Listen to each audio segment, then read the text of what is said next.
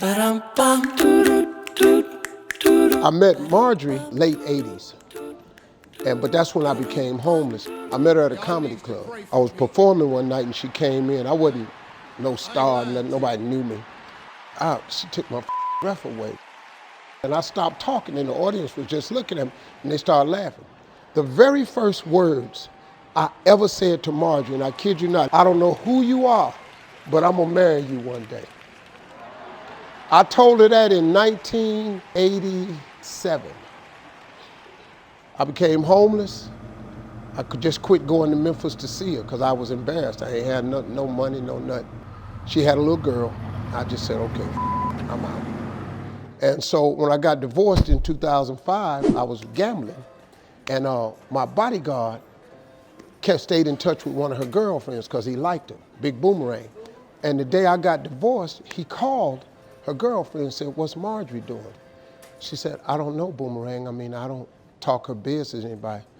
So somehow I'm gambling, all of a sudden, Boom said, hey man, I got a phone call for you. I said, hey man, you know I don't talk to nobody when I'm gambling. He said, no man, you're gonna wanna hear this. I picked the phone up and she said, boy, what you want? But I knew she had got married, so first thing I said to her was, how your punk husband doing? You know, I ain't even know the dude, but you know, him, so.